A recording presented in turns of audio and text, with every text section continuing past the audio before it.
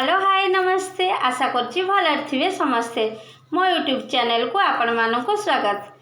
आज सकाळु सकाळु सारा काम सरई तो एमती खरारे बुलूली। गुड्डू मुंड चुटी टिके स्टाइल करूला कहीं काली तार पिकनिक अच्छी बहुत स्टाइल मारुची सी एबे आजिकल।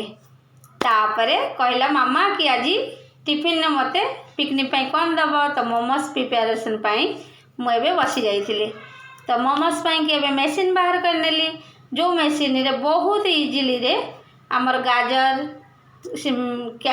कैबेज सबू किसी मु चुन चुन करी काटी नहीं जाइली। ये कैप्सिकम आ पियाज को भी भल भाव में काटी नहीं जाइली। तापरे गुड्डू को बहुत पसंद थिला, बहुत वेट करथिला जे केतेबेले मोमोज बनैबा मम्मी।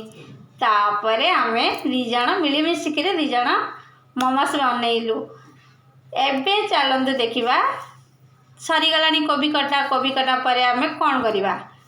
तापरे एबे गुड्डूर मोर बहुत मजा करथिलु, बहुत खुशी भी गुड्डू थिला काहेकि ना मोमोज खाइब।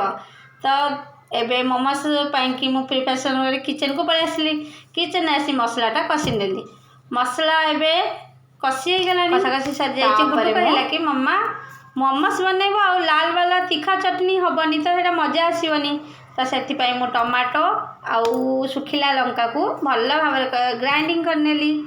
तापरे कड़ाई रे तेल देइकिरी जो प्रणाली रे हमर हबा कथा लाल चटनीटा मोमोज चटनीटा मु ताकू भी घरे बनै नेली।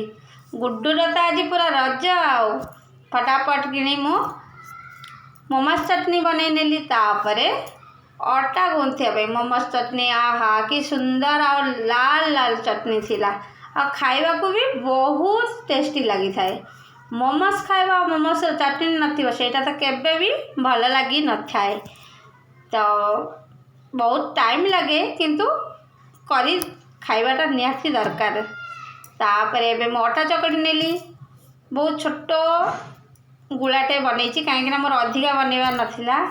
तो बहुत भल कि स्मूथली मुझे मैदा को चकड़ी गोल बन दीची। गुड्डू भी मन मझे मझे हाथ टिके भी मार दो था कहीं कंचा भी से बेल पहले खाईदेव। तापर कहला मम्मी बहुत भोक लगे तो फटाफट बनई मु भी बहुत जल्दी मोमोज बनई नेली। एबे इडली छांचारे बसईली बहुत शीघ्र इडली छांचारे एका सांगरे 20-30-40 बहुत बनीगला। बहुत कम अटा चकड़ी थी कि बहुत बनी जाइथिला। तो गुड्डू देखिकी बहुत खुशी थिला आउ टेस्ट करवा देखिबा केमती लागुची आ बहुत भल भी हेइथिला।